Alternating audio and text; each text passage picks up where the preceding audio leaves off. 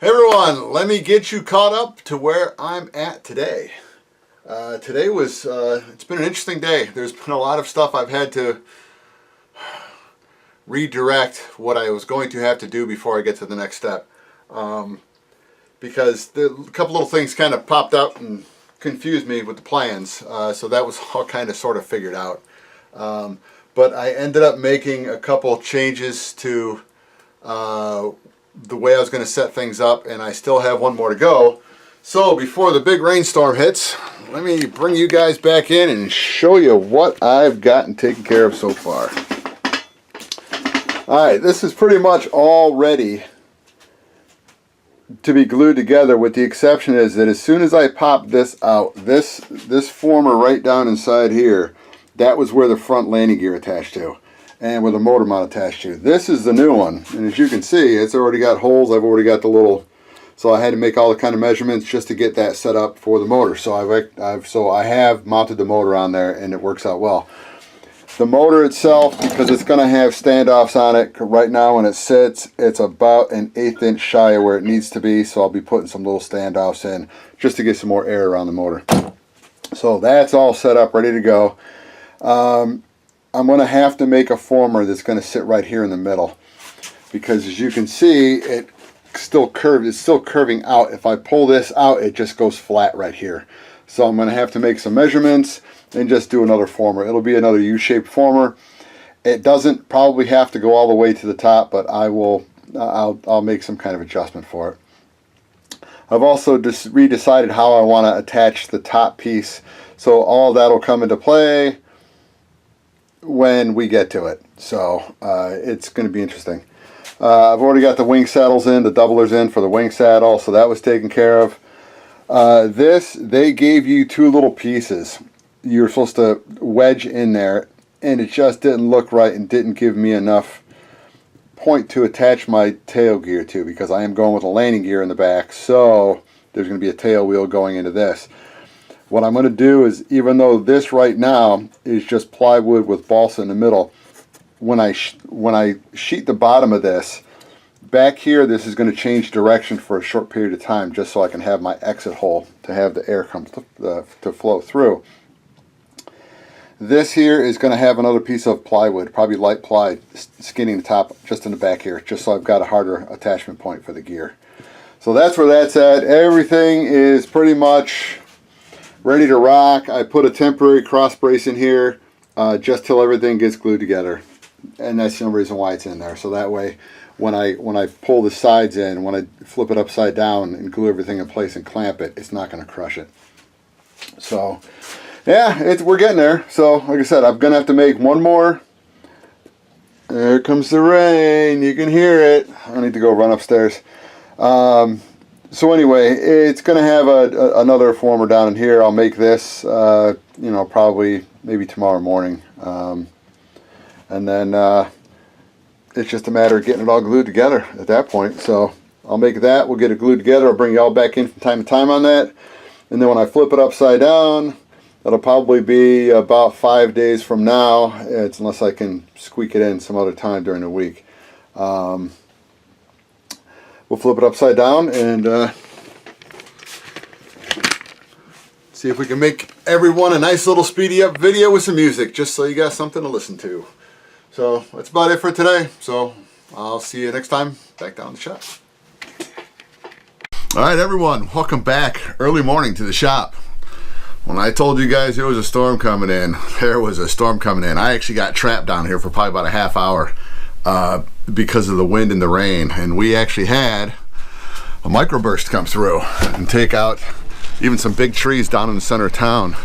This whole area had one big limb down here. One of them came down, hit the top of the camper, and it's all crunched over here. So I cut this up, and just in case you guys are wondering why I haven't posted a video, the cable got taken out, so I'm waiting for them to come out to fix that. Anyway, as you can see, it's a pretty sizable limb.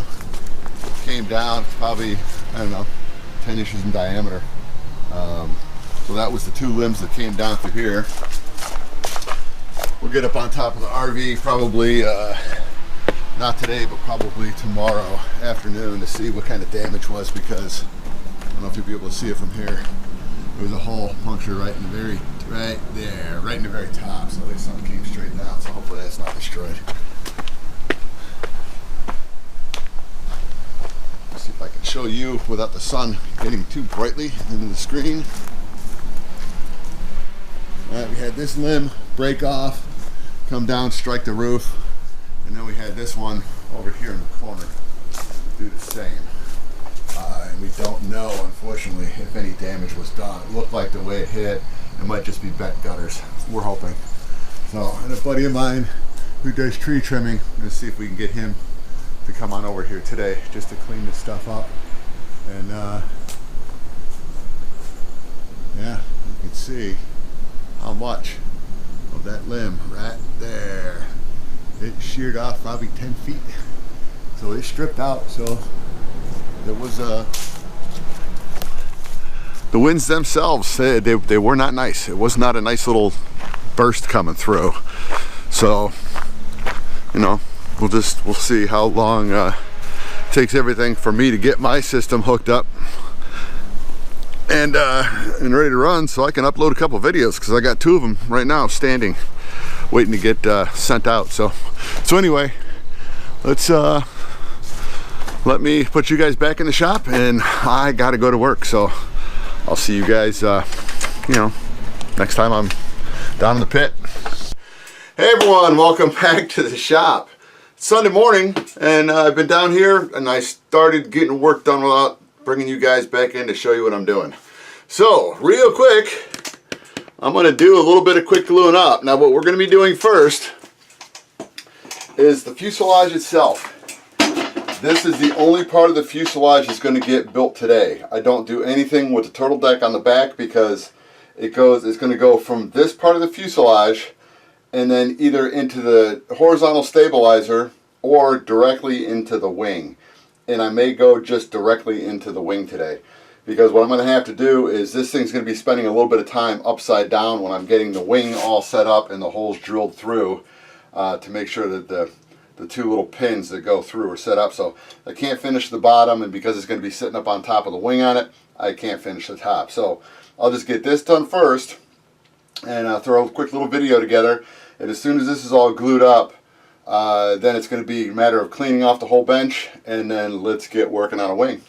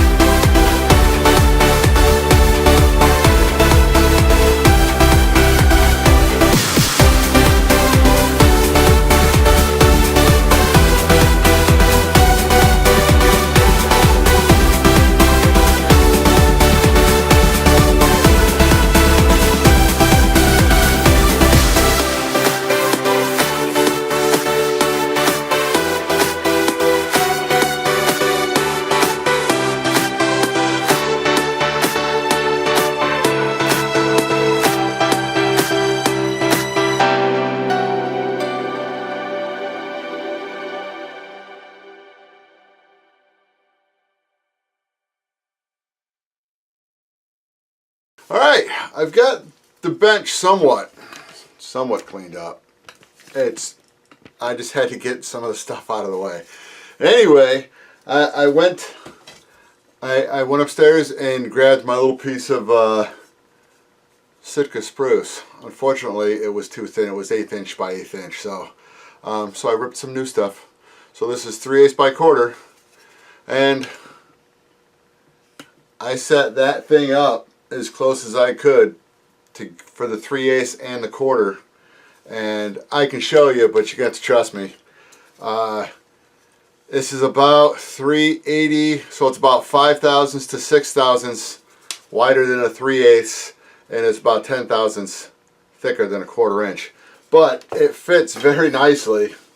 Just don't want to drop stuff here. It fits very nicely right where it's going to go for the spars. So anyway, so you know, we're good. So even though it's a little bit on the snuggy side, hey, that's fine by me. So anyway, I already cut this out because what we're going to do, I'm hoping we're going to be able to see this nicely from your perspective. This is going to come up and get moved to the back. So I'm going to be making little spacers just to go up in front of it. Once it's all glued in place and sheeted, this is not going anywhere. Now what's going to happen is on the leading edge of this spar, of the bottom spar, and the trailing edge of the top spar, I'm going to put shear web in, which is just going to be some little pieces of balsa just to glue it to hold everything tight.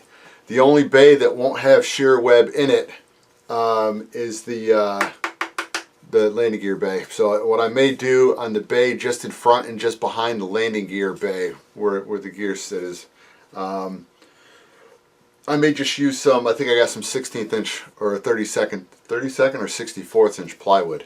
So I may just go ahead and just epoxy a piece of plywood in, so that way you've got something that's just a little bit more rigid. But anyway, this is some of the wood, and I don't know if you're going to be able to see it. I'm going to try to hold it the best you can so that you guys can see it. You see a little curve in it? There's not much of the wood. It's a little better. Not much of the wood in the box is curved. All the spars are curved. So what you'd be working on is trying to get this all nice and straight. Is laying flat. So I mean, I've got 1/4 by 3/8 stock, or 1/4 stock, or 3/8 stock that I can just rip on the bandsaw. So I don't buy this. I don't buy my balsa in sticks. I buy it in planks and just cut it myself. Saves money, and I don't mind doing it. So anyway, all right. So this is all set up, ready to go. I will go ahead and figure out which way I want to hold this. I wanted to use my little, what do I want to call it, my little building jig, and it's sitting up there over the door. But the jig was designed to work with my extensions, and I really don't want to put the extensions back in. So I don't know if that jig is going to work.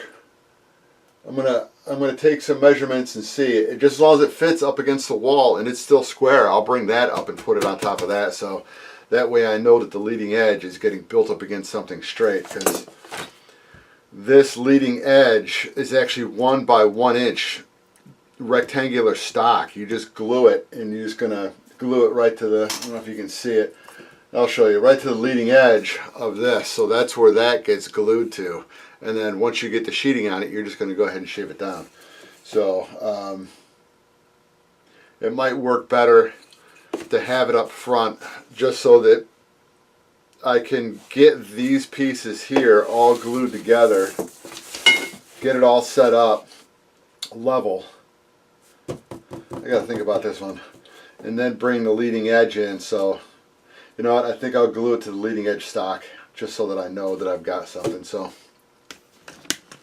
if you want to build a plane, this is the stuff you go through. You just have to decide how you want to do it. I did bring down the manual, or the instructions, just to, and it wasn't so much a reference as to what they want you to do, or the direction on how they want to put together steps 1, 2, 3. I brought it down for one reason and one reason only. I brought it down for pictures. I'm a guy. It's all about the pictures. So anyway, yeah, I brought it down just to see the pictures on how things were set up in their aspect of how they went about putting it together. Because I knew that the fuselage, you'd like to finish the fuselage, get it 90% done, like that. But if you've got to turn it upside down, and check out that drill, man. That's 1960s technology right there. So, and it probably still works, unlike the stuff we get today. But anyway, that's how you're going to have it set up. So the fuselage will be set upside down, and then I'll make sure that the fuse is all set up on a set of plans, or at least a 90-degree pattern, marked down. So that way I know that the nose and the tail are in line, and that the wing here is 90 degrees to it. So before I go ahead and screw that in. So yeah, that's the way you got to do it. So I brought it down today just for the pictures, because the rest of the stuff I got pretty much figured out. So anyway, let me get this kind of turned around, see how well I can get everything on the tabletop the way it is, and let's start putting it together. Alright, I got everything all set up, all my pieces marked, somewhat cut to length, and let's put a wing together.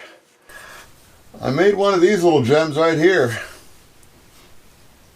a little mini square, just because I'm going to need it to make sure that everything is properly lined up on the inside. Alright, now the way these are all set up is that the root rib, or let's just call it rib 1 or base rib, whatever it is, they call it W1. It's not a 3/32, it's a 1/8. So this one will start right down here, and then they'll all fan out. I came in with the Forstner bit, and I drilled 5/8 inch holes all the way through. So while they were all stacked, I went ahead and just ran it all the way through. So that's where my wires will come through, to where I'm going to have my servo down in this bay right here. So let's get rolling.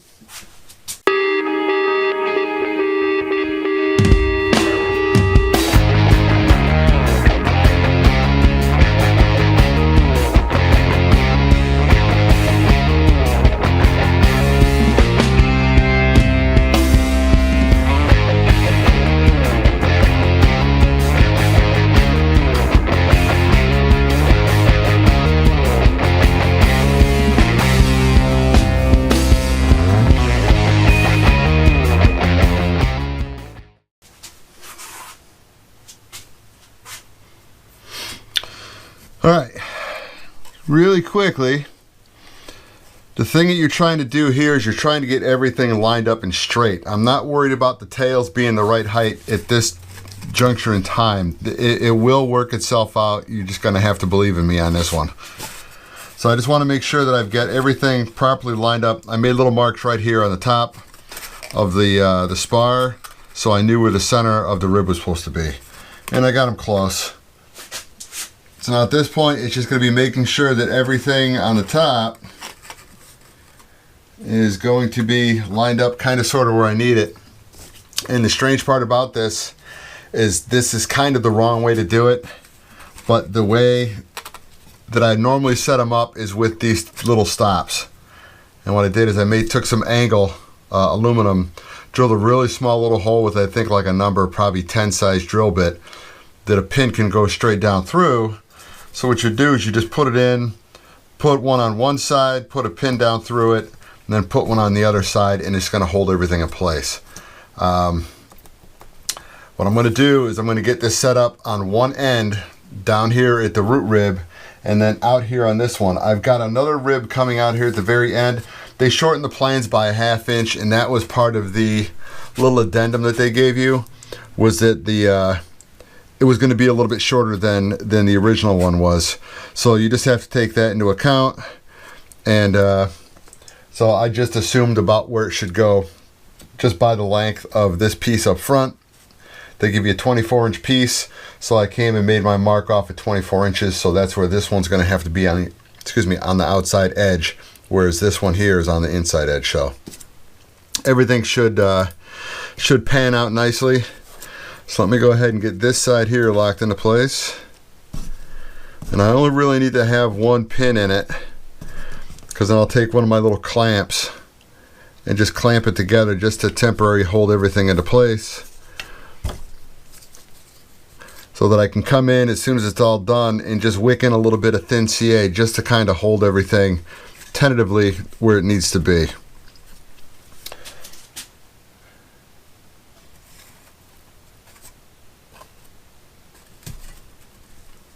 And I can see that some of these things, you can already tell they're kind of at a goofy angle. But like I said, before I glue everything up, it's going to be a little more hands-on than I expect it to be, but it'll work out nicely.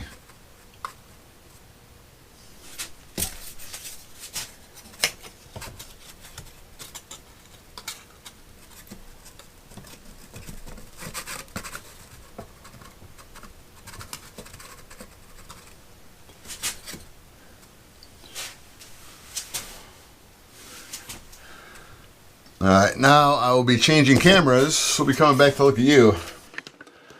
Okay, this is kind of sort of what I do, is I just look at it and you can look down the line and see which one's off. Because the way that I made this, I made the tolerance a little bit tighter so they don't fall off.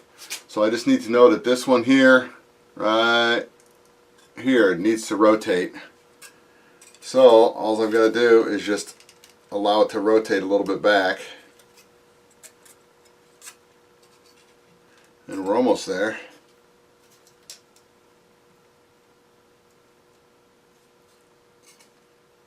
There we go. That's a good enough place to start. Alright, so I'll go ahead and get it somewhat re-anchored like I did before so that it's standing straight up and down. And then I'm going to go ahead and do it on the other side. And then once that's all what I consider good enough, I'm going to come in with some thin CA and just wick some thin CA in, just to kind of hold everything in place until I get the bottom, one in.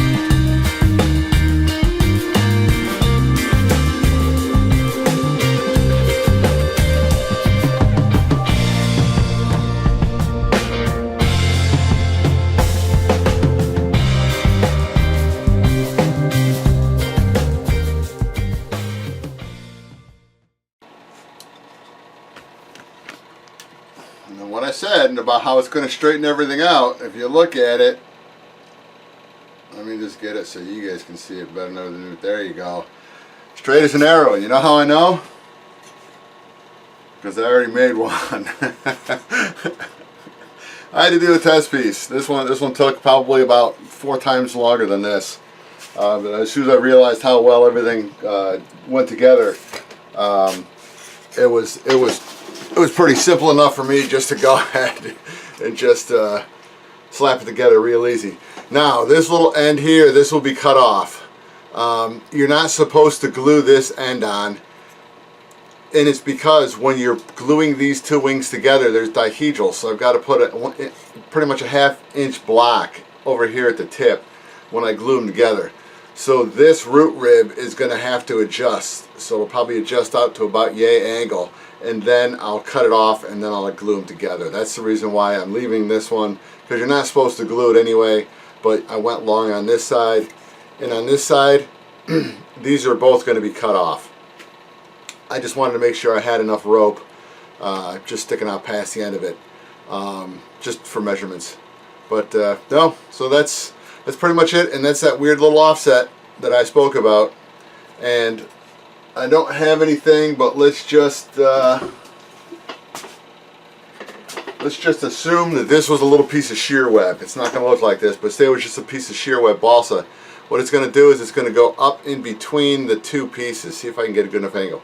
Between the two pieces and get epoxied in like that. So it's kind of hard to see it, but I'm splitting the gap between the two, and that'll hold them together. So it's just going to be, normally I would do it at minimum on one side of a spar, but in a situation like this, I would like to do it on both sides of the spar, down by where the gear is, but I can't. So I'll have, and I think I'm going to use the 64th plywood. I'll put the 64th down here, so pretty much from the root rib or rib number 1 all the way out past the landing gear, which is going to be this one here. So it's 1, 2, so it's kind of 3 bays down. This is where the landing gear is going to go to. There we go. So the landing gear will come in attached to this one. The leading edge, so this one right here, and I'm gonna sorry about that. 1, 2, 3, 1. I gotta get a measurement, but I think it's going to. I gotta look at my little. I gotta get everything back up on the bench to take a look. I think it's going to go in this bay here. It's going to go in the third little bay, and then the wheel's going to sit down in this bay. So it's going to be an elongated bay. So this part of the rib, this front part of the rib on this one will not exist. So what I may do, just to kind of strengthen it up, I may make a little doubler for this one, because I got to cut a section of this one out. So I may make a doubler on this one just to strengthen it up. And if I want, I could put another doubler down here on the root rib. So that's just something for me to think about. It's dark outside, and I think it's time to go upstairs and call it a day. But got a lot of stuff done. So what I'll do is, this will be the tail end of a video, and then the next time down we'll try to finish those wings. At least we'll get 90% of the wings done. If I can get, because I can get the leading edge on, that's easy, and then I've just got to get some of the skin on. But I've got to go in and figure out how I want to work around the landing gear, because that's going to be the hardest part about this wing is doing the landing gear, doing the little bays I've got to put in the bottom of the wing. So yeah. So anyway, wings aren't that hard. You just have to kind of know what you're doing, and just pay very close attention. You know, for me, a couple hours of prep work, and it turns out to be just a few minutes of time. So, all right. Anyway, see you guys next time. I'm back down in the shop.